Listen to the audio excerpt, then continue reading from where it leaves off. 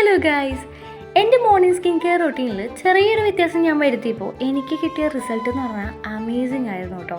Pimple free, acne free and dark spots പതിയെ ഇപ്പോൾ കുറഞ്ഞു തുടങ്ങുന്നുണ്ട്. അപ്പോൾ ഞാൻ വിചാരിച്ചൊരു വീഡിയോ ഇട്ടിടാന്ന്. അപ്പോൾ നമുക്ക് വീഡിയോയിലേക്ക് പോവാം. ആദ്യം ഞാൻ യൂസ് ചെയ്യുന്ന ഒരു ഫേസ് വാഷാണ്. ഫേസ് വാഷ് നിങ്ങൾക്ക് ജെൽ കൺസിസ്റ്റൻസിയിൽ കിട്ടുകയാണെന്നുണ്ടെങ്കിൽ അതായിരിക്കും ഏറ്റവും ബെസ്റ്റ്.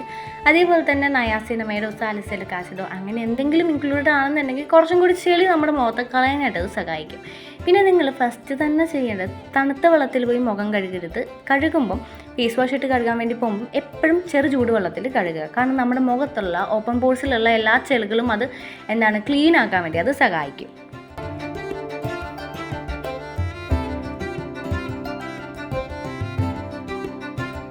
മുഖമൊക്കെ തുടച്ച് വൃത്തിയാക്കിയിട്ടുണ്ട്. ഇനി നെക്സ്റ്റ് സ്റ്റെപ്പ് ലിപ് ബാം ഇടൽ എന്നുള്ളതാണ്. ലിപ്സ്റ്റിക്ക് മാത്രമല്ല, ലിപ് ബാം എന്നുള്ളതും ഡെയിലി നമ്മൾ ലിപ്പിൽ അപ്ലൈ ചെയ്യേണ്ടതാണ്. ആ മോയ്സ്ചർ കണ്ടൻറ്റ് നമ്മുടെ ലിപ്പിൽ നിലനിർത്താൻ. അല്ലാന്നുണ്ടെങ്കിൽ ചുണ്ടിൽ ഭയങ്കര ഡ്രൈനെസ് നമുക്ക് ഫീൽ ചെയ്യും. ഇനി നെക്സ്റ്റ് സ്റ്റെപ്പ് എന്നുള്ളത് ടോണർ യൂസ് ചെയ്യാമെന്നാണ്. ടോണർ നിങ്ങളുടെ കയ്യിലില്ല എന്നുണ്ടെങ്കിൽ നിങ്ങൾക്ക് റോസ് വാട്ടറോ അല്ലാന്നുണ്ടെങ്കിൽ വേറെ എന്തെങ്കിലും നിങ്ങൾക്ക് യൂസ് ചെയ്യാവുന്നതാണ്. ഞാൻ ഫസ്റ്റ് സ്റ്റെപ്പ് എന്നുള്ള രീതിയിൽ ഞാൻ ഇത് യൂസ് ചെയ്യാനാണ്. കാരണം എനിക്ക് ഫേസ് വാഷ് ഇട്ട് ഞാൻ കഴുകിക്കഴിഞ്ഞാൽ കുറച്ച് നേരത്തെ എൻ്റെ മുഖം പെട്ടെന്ന് ഡ്രൈ ആവാറുണ്ട്. Next step salicylic acid. അല്ല എന്നുണ്ടെങ്കിൽ നിങ്ങൾക്ക് വൈറ്റമിൻ സി രാവിലെ നിങ്ങൾക്ക് യൂസ് ചെയ്യാം. വെളിയിൽ പോകുന്നവരാണെന്നുണ്ടെങ്കിൽ വൈറ്റമിൻ സി യൂസ് ചെയ്തിട്ട് പോകുന്നതായിരിക്കും ഏറ്റവും നല്ലത്.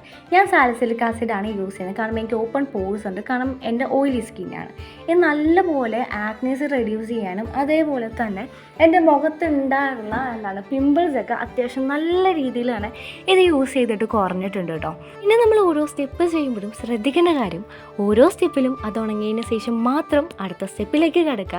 ഇതൊന്ന് ഡ്രൈ ആയിട്ട് വേണം നമുക്ക് ലാസ്റ്റ് സ്റ്റെപ്പ് എന്നുള്ള രീതിക്ക് മോയ്സ്ചറൈസർ നമ്മുടെ മുഖത്ത് അപ്ലൈ ചെയ്യാനായിട്ട്. പിന്നെ നിങ്ങൾ വാങ്ങുമ്പോൾ ഒരേ ബ്രാൻഡിൻ്റെ തന്നെ വാങ്ങണമെന്നൊന്നുമില്ല. നമ്മുടെ കയ്യിൽ ഏതാണോ അഫോർഡബിൾ ആയിട്ട് കിട്ടുന്നത് അത് തന്നെ വാങ്ങിച്ച് യൂസ് ചെയ്തോളൂ കേട്ടോ. ഏകദേശം എല്ലാം ഒരേ എഫക്റ്റ് തന്നെയാണ്.